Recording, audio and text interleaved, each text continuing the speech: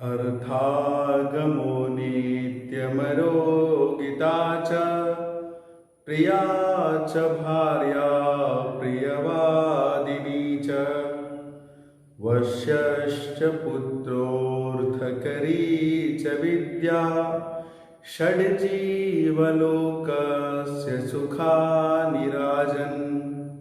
सर्वेभ्यः नमो नमः। राजकीय अभिनव इंटर कॉलेज आराजी लाइन वाराणसीतः संस्कृत अध्यापकः अहं सौरभ पाण्डेयः भवतां सर्वेषां संस्कृत कक्षायां स्वागतं व्याहरामि।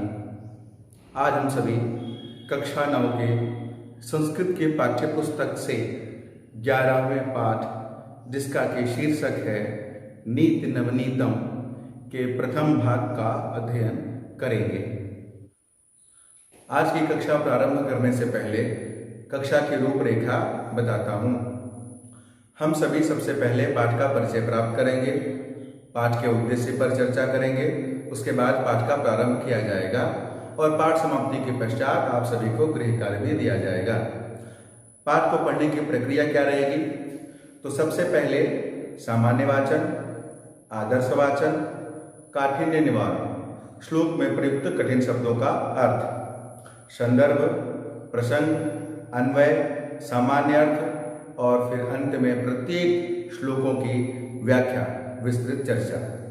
यह हो गई आज के पाठ की रूपरेखा। आइए सबसे पहले हम लोग इस पाठ का परिचय प्राप्त करते हैं। पाठ परिचयः। महर्षि वेदव्यास कृत महाभारत नामक विशाल ग्रंथ विचारों का एक महान कोश है। इसमें कौरव पांडव युद्ध की कथा के माध्यम से अनेक विषयों पर व्यापक महत्व के विचार व्यक्त किए गए हैं। महाभारत के प्रमुख पात्रों में विदुर का भी महत्वपूर्ण स्थान है। ये धृतराष्ट्र के भाई, सच्चे उपदेशक एवं नीति शास्त्र के श्रेष्ठ ज्ञाता पालनकर्ता थे। इसीलिए इन्हें महात्मा विदुर कहा जाता था। महाभारत की विस्तृत कथा में कई स्थलों पर धृतराष्ट्र को दिया गया उपदेश संस्कृत साहित्य में विदुर नीति के नाम से प्रसिद्ध है। विदुर नीति के श्लोक अन्य आचार्यों शुक्र, शंख, भर्तृहरि के नीति ग्रंथों में भी पाठांतर से प्राप्त होते हैं। प्रस्तुत पाठ के नीति श्लोक महाभारत के पंचम पर्व उद्योग पर्व के अंतर्गत प्रजागर नामक उपपर्व से संग्रहित किए गए हैं। इसमें मानसिक क्षोभ से ग्रस्त तथा भविष्य की भयावह स्थिति से त्रस्त धृतराष्ट्र को महात्मा विदुर के द्वारा नीति के उपदेश दिए जाने का वर्णन है। प्रस्तुत पाठ में व्यावहारिक अनुभव के एकादश श्लोकों का संग्रह है। पाठ के उद्देश्य पर चर्चा करें कि आज आपको क्या लाभ होगा। तो संक्षेप में आप सभी को बताना चाहता हूँ कि मनुष्य एक सामाजिक प्राणी है। समाज में रहते हुए हमारे आचार विचार कैसे होने चाहिए, हमारी मित्रता कैसे व्यक्तियों से होनी चाहिए, धर्म क्या है, धर्म का ज्ञान हमारे पास होना क्या पर्याप्त है, धर्म का अनुपालन हम कर रहे हैं, यह कैसे सुनिश्चित किया जा सकता है। और कोई व्यक्ति दुष्ट हो, दुर्जन हो, असत्यवादी हो, कंजूस हो, उन्हें आप कैसे समझाएंगे? दुष्ट के साथ दुष्टता करके उसको सीधा किया जा सकता है। इन सभी महत्वपूर्ण बातों को जो हमारे दैनिक जीवन में महत्वपूर्ण व्यवहार पे पूर्ण रूप से आधारित है कि हम अपना जीवन कैसे जीते हैं, हमारे आसपास का माहौल या वातावरण क्या है, उसे कैसे अपने अनुरूप बना सकते हैं, अच्छे कर्मों को करने की प्रेरणा इत्यादि महत्वपूर्ण बातों की सीख आज के पाठ से आप सभी को प्राप्त होगा। इस पाठ में कुल 11 श्लोक हैं, जिसमें से आज 5 श्लोकों का अध्ययन हम सभी करेंगे। आइए आज का पाठ प्रारंभ करते हैं। पहला श्लोक। सर्वप्रथम हम सभी सामान्य वाचन करेंगे, जिससे कि शुद्ध प्रत्येक शब्दों का उच्चारण आप सीख सकें। उसके पश्चात आदर्श वाचन किया जाएगा। सामान्य वाचन। सुलभाः पुरुषाः राजन् सततं प्रियवादिनः अप्रियस्य तु पथ्यस्य वक्ता श्रोता च दुर्लभः। आदर्शवाचन: सुलभाः पुरुषाः राजन् सततं प्रियवादिनः अप्रियस्य तु पथ्यस्य वक्ता श्रोता च दुर्लभः। अन्वय देखिए। हे राजन, सततं प्रियवादिनः पुरुषाः सुलभाः सन्ति, अप्रियस्य पथ्यस्य वचनस्य तु वक्ता श्रोता च दुर्लभः अस्ति। अब इस श्लोक का संदर्भ देखिए। प्रस्तुत नीति श्लोक हमारी पाठ्यपुस्तक संस्कृत पद्य पीयूषम के नीति नवनीतम पाठ से उद्धृत है। प्रसंगः: प्रस्तुत श्लोक में सुलभ और दुर्लभ व्यक्तियों के विषय में बताया गया है। अब इस श्लोक में प्रयुक्त कुछ कठिन शब्दों के अर्थ देखिए। सुलभाः सरलता से प्राप्त हो जाने वाला, सततम सदा, प्रियवादिनः प्रियवचन बोलने वाले, पथ्यस्य हितकर वचन को, वक्ता कहने वाला, श्रोता सुनने वाला, दुर्लभः कठिनाई से प्राप्त होने वाला। सामान्य अर्थ देखिए श्लोक का। हे राजन, निरंतर प्रियवचन बोलने वाले पुरुष तो सरलता से प्राप्त हो जाते हैं, परंतु कटु और हितकारी वचनों को कहने वाले और सुनकर सहन करने वाले श्रोता कठिनाई से ही मिलते हैं। आगे इस श्लोक के ऊपर विस्तृत चर्चा करते हैं, जिससे कि पूरी तरह से इसका भाव आपके मस्तिष्क में समा जाए अच्छी तरह से।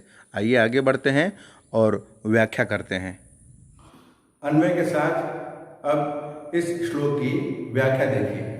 हे राजन, महात्मा विदुर धृतराष्ट्र को संबोधित करते हुए कह रहे हैं कि सततम निरंतर, प्रियवादिनः प्रिय बोलने वाले, पुरुषाः मनुष्य, सुलभाः सन्ति सुलभ है, आसानी से मिल जाते हैं, तो लेकिन अप्रियस्य पथ्यस्य वचनस्य, अप्रिय वचन या शब्द को वक्ता बोलने वाले, श्रोता च और सुनने वाले दुर्लभः अस्ति दुर्लभ हैं। तात्पर्य यह है कि आपके समीप जाने के लिए, आपका स्नेह पात्र बनने के लिए मीठी मीठी बातें करने वाले लोग आपको बड़ी ही आसानी से मिल जाएंगे, लेकिन जो आपका भला चाहते हैं, भले ही उनकी वाणी में कड़वाहट हो, कटु शब्द का प्रयोग कर सकते हैं, ऐसे कठोर वाणी को बोलने वाले और कठोर वाणी को सुनने वाले भी लोग संसार में अत्यंत कम हैं। कुछ लोग कड़वा भले ही बोले, लेकिन उनकी वाणी में आपकी भलाई छुपी होती है। इसीलिए अपने आसपास कैसे लोग हैं, यह जानकारी होना अत्यंत आवश्यक है। मीठी बातों में उलझ करके कोई आपका बुरा भी कर सकता है, और कोई भले ही कड़वा बोले, लेकिन उसकी कड़वाहट भरी वाणी में भी आपकी भलाई छुपी होती है। इसीलिए अत्यंत प्रिय और मीठा बोलने वाले लोगों से हमें हमेशा सावधान रहना चाहिए।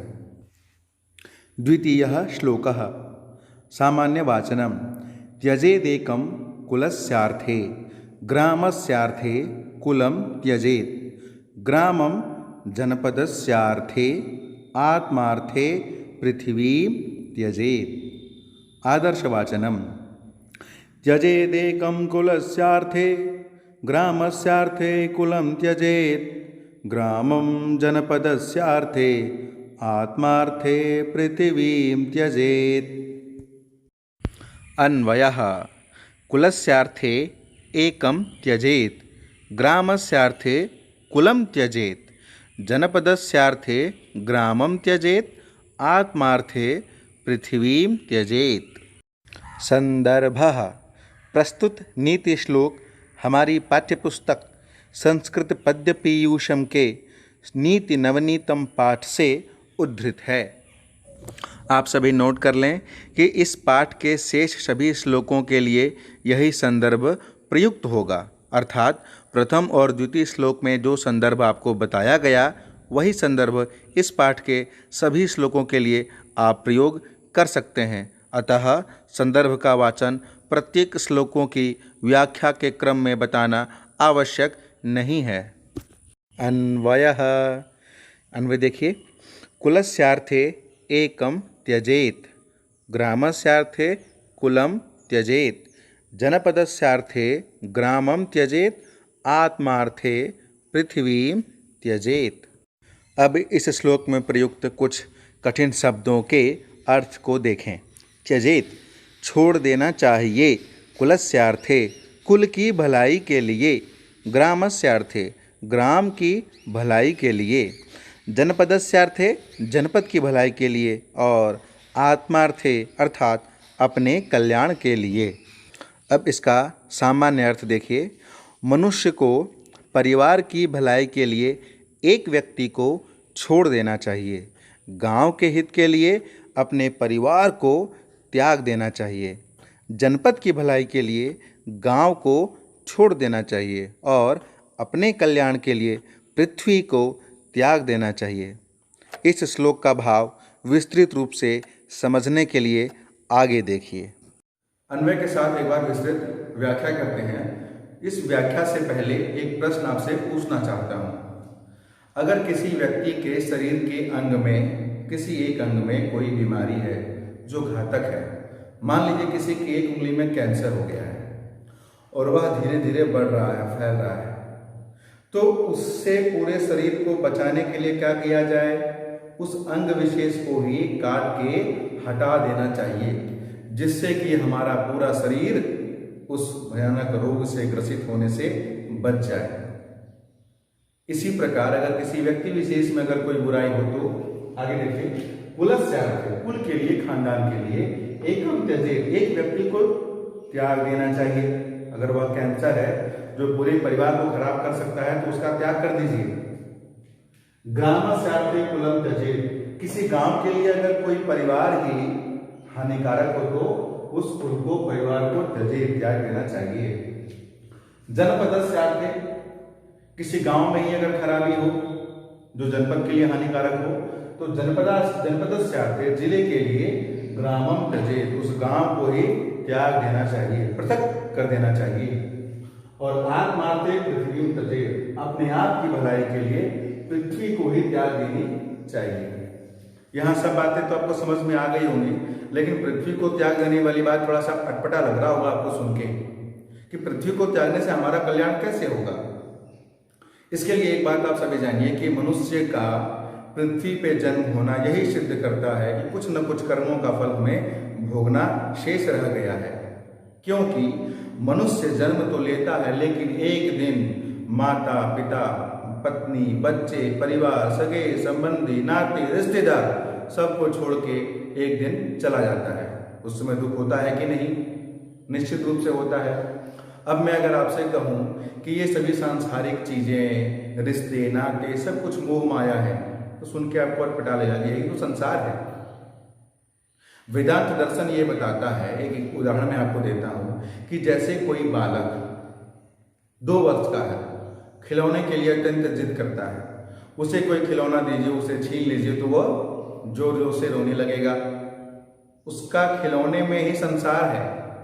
लेकिन वही छोटा 2 वर्ष का बालक जब 25 वर्ष की अवस्था को प्राप्त कर लेता है, युवावस्था में पहुंच जाता है, कई तरह की जिम्मेदारियों से अपने कर्मों में घिरा हुआ रहता है, व्यस्त रहता है, उस समय अगर उसको वह खिलौना दीजिए तो वो जिद करेगा क्या? वो वैल्यू उस खिलौने को देगा क्या? नहीं देगा। यह मनुष्य के साथ कब होगा? यह सभी सांसारिक वस्तुएं, सभी संबंध उस खिलौने के समान है।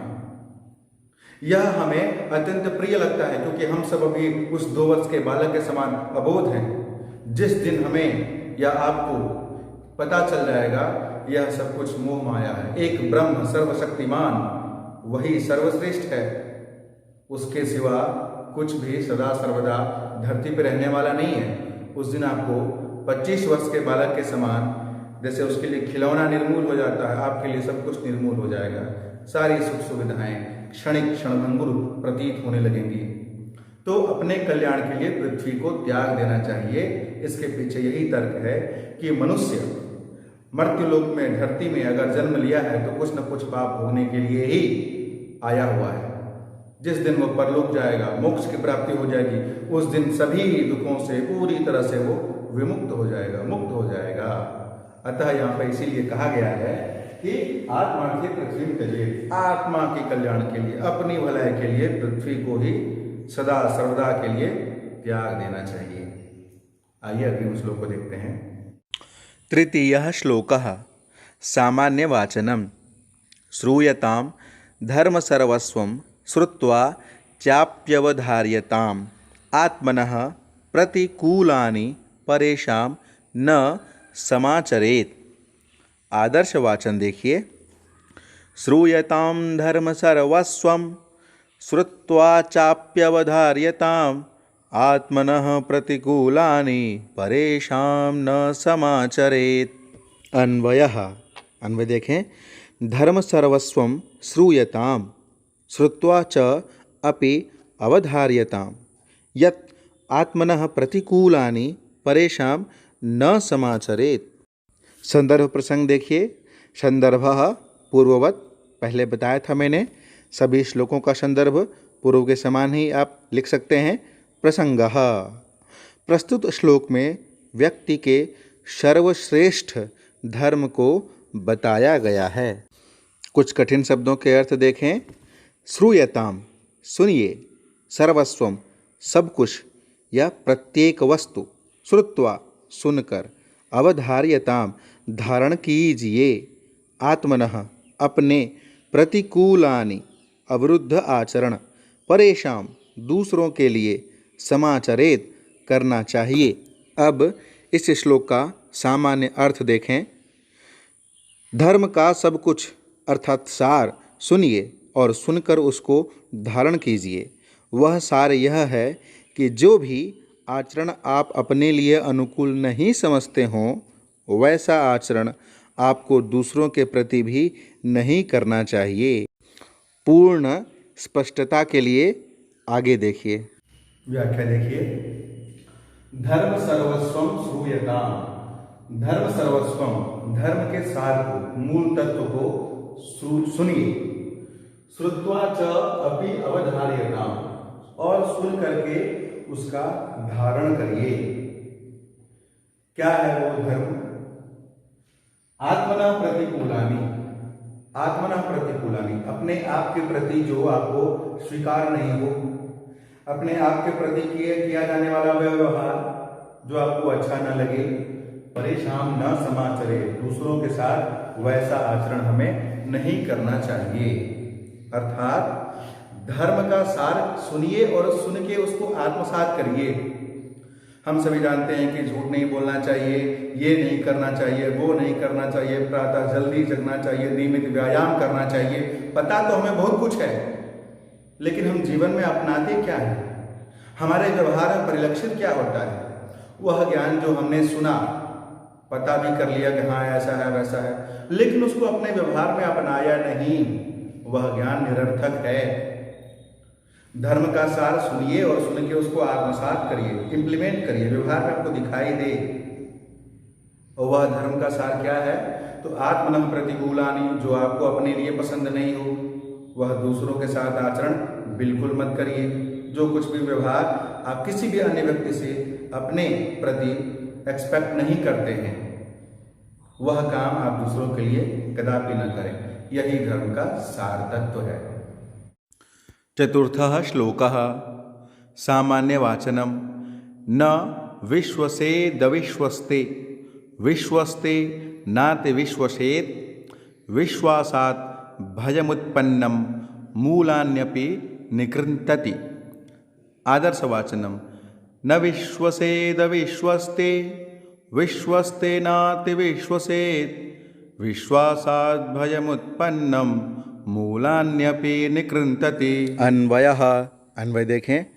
अविश्वस्ते न विश्वसेत् विश्वः न अतिविश्वसेत् विश्वासात् उत्पन्नं भयं मूलानि अपि निकृन्तति।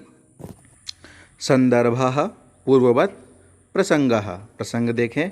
प्रस्तुत श्लोक में बताया गया है कि व्यक्ति को किसी पर भी अत्यधिक विश्वास नहीं करना चाहिए।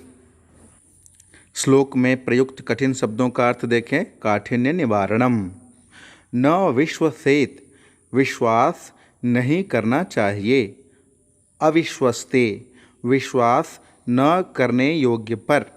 न अति विश्वसेत, अधिक विश्वास नहीं करना चाहिए। मूलानि अपि, जड़ों को भी। निकृन्तति, काट डालता है। सामान्य अर्थ देखें। जो विश्वास के योग्य नहीं है उस पर विश्वास नहीं करना चाहिए। जो विश्वसनीय हो उसके ऊपर भी अधिक विश्वास नहीं करना चाहिए। विश्वास से इतना भय उत्पन्न हो जाता है कि वह जड़ों को भी काट देता है। तात्पर्य यह है कि किसी भी व्यक्ति पर अत्यधिक विश्वास करने से उसके द्वारा समूल नाश किए जाने की संभावना बन जाती है। इस श्लोक के भाव को और भी स्पष्ट तरीके से समझने के लिए आगे देखिए। अन्वय के साथ व्याख्या को देखिए। अविश्वास, जो विश्वास करने योग्य नहीं है उनके ऊपर। ते न विश्व से, हमें विश्वास नहीं करना चाहिए।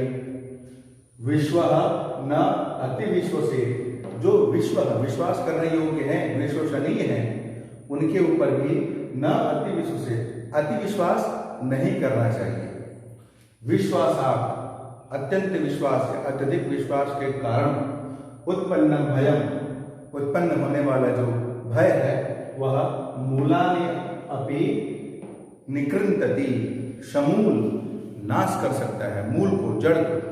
अर्थात किसी भी व्यक्ति के ऊपर जो विश्वास करने योग्य नहीं है उस पर कभी विश्वास मत करिए, और जो विश्वास करने योग्य हैं उन पर भी अति विश्वास कभी नहीं करना चाहिए। अर्थात अंधविश्वास अत्यंत घातक सिद्ध हो सकता है, क्योंकि विश्वास से, अत्यधिक विश्वास से जो भय उत्पन्न होता है, किसी व्यक्ति को आपने इतना अधिकार दे दिया, इतना विश्वास कर लिया कि वह आपके साथ कुछ भी कर सकता है और वह करने का सामर्थ्य भी उसने प्राप्त कर लिया, तो वह आपका समूल नाश कर देगा, आपको किसी लायक नहीं छोड़ेगा। इसीलिए विश्वास करिए विश्वास पात्र व्यक्ति के ऊपर, और विश्वास पात्र व्यक्ति के ऊपर भी अत्यधिक विश्वास कदापि नहीं करना चाहिए। पंचमः श्लोकः सामान्यवाचनम्। अक्रोधेन जयेत् क्रोधः, मसाधु साधुना जयेत्। जयेत् कदर्यं दानेन, जयेत् सत्येन चानृतम्। आदर्श वाचन देखें। अक्रोधेन जयेत् क्रोधः, मसाधु साधुना जयेत्। जयेत् कदर्यं दानेन, जयेत् सत्येन चानृतम्। अन्वयः, अन्वय देखें। अक्रोधेन क्रोधम जयेत्, साधुना असाधुम जयेत्। दानेन कदर्यम जयेत्, सत्येन च अनृतम जयेत्। संदर्भः पूर्ववत् प्रसंगः। प्रस्तुत श्लोक में क्रोधी को, दुष्ट व्यक्ति को तथा कंजूस को कैसे जीता जाए इसके विषय में बताया गया है। श्लोक में प्रयुक्त कठिन शब्दों का अर्थ देखें। अक्रोधेन, क्रोध के अभाव से या शांति से। जयेत, जीतना चाहिए। असाधुम, असाधु को अर्थात दुष्ट को। साधुना, सदाचार से। कदर्यम, कंजूसी को। अनृतम, असत्य को या असत्यवादी को। सामान्य अर्थ देखें श्लोक का। क्रोधी व्यक्ति को अक्रोध अर्थात क्षमाशीलता से जीतना चाहिए। सद्व्यवहार से दुर्जन पुरुष को जीतना चाहिए। दान देने से कंजूस को जीतना चाहिए और सत्य बोलने से असत्य बोलने वाले व्यक्ति को जीतना चाहिए। और भी अधिक स्पष्टता के लिए आगे देखिए। अन्वय के साथ विस्तृत चर्चा करते हैं इस श्लोक की व्याख्या के ऊपर। आइए देखिए। अक्रोधेन अर्थात विनम्रता से। क्रोधम जयेत्, क्रोध को जीतना चाहिए या क्रोधी व्यक्ति को जीतना चाहिए। साधुना, सज्जनता पूर्वक। असाधुम जयेत्, दुर्जन व्यक्ति को जीतना चाहिए या दुष्टता के ऊपर विजय प्राप्त करनी चाहिए। दानेन, दान देने से या दान देकर, कदर्यम, कदर्य अर्थात कंजूस, कृपण, उसको जीतना चाहिए, सत्येन, सत्य के द्वारा, अनृतम चयेत, और सत्य के द्वारा झूठ पर विजय प्राप्त करनी चाहिए। कोई अगर क्रोधी व्यक्ति है, उसके साथ आप भी क्रोध पूर्वक व्यवहार करेंगे तो वह उसका क्रोध कभी शांत होगा नहीं होगा। इसी प्रकार कोई व्यक्ति दुष्ट है, दुष्टता पूर्वक आचरण करता है, आप भी उसके साथ वैसा ही व्यवहार करेंगे तो उसकी दुष्टता कम होगी नहीं होगी। कोई अगर कंजूस है, उसके साथ साथ आप भी कंजूसी पूर्वक पेश आएंगे, कंजूसी से व्यवहार करेंगे तो वह कृपण ही रहेगा, कंजूस ही रहेगा, कभी नहीं सुधरेगा। ठीक इसी प्रकार कोई हमेशा झूठ बोलता है, आप भी उसके साथ झूठ ही बोलें तो वह कभी सच नहीं बोलेगा। इसीलिए प्रत्येक दुष्ट या खराब आचरण से ग्रसित व्यक्ति के साथ अच्छे व्यवहार से उसको सुधारा जा सकता है। तात्पर्य है तो अच्छा ज्ञान, अच्छा व्यवहार आपके पास हो। जैसे अंगुलीमाल को महात्मा गौतम बुद्ध ने काबू में किया था, आपने पढ़ा है? नहीं तो पढ़िएगा अंगुलीमाल की कथा कि कितना क्रूर था वो, और कैसे महात्मा गौतम बुद्ध ने बिना अस्त्र का प्रयोग किए, बिना एक कटु शब्द बोले उसको बिल्कुल सामान्य मनुष्य बना दिया। खून से अगर कहीं दाग लग गया हो, उसको साफ करना हो, खून से ही धोएंगे तो वो क्या दाग धुल पाएगा? नहीं धुलेगा, उसके लिए पानी चाहिए। इसीलिए अपना आचार, आचरण, विचार, व्यवहार ठीक हो, अच्छा हो, तो किसी भी इन गलत कार्यों में प्रवृत्त व्यक्ति को, चाहे वह क्रोधी हो, चाहे वह दुष्ट हो, चाहे वह कृपण हो, असत्यवादी हो, आप सभी को सही रास्ते पर ला सकते हैं।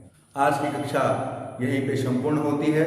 इसके आगे के जो बचे हुए श्लोक हैं उसका अध्ययन हम लोग अग्रिम कक्षा में करेंगे।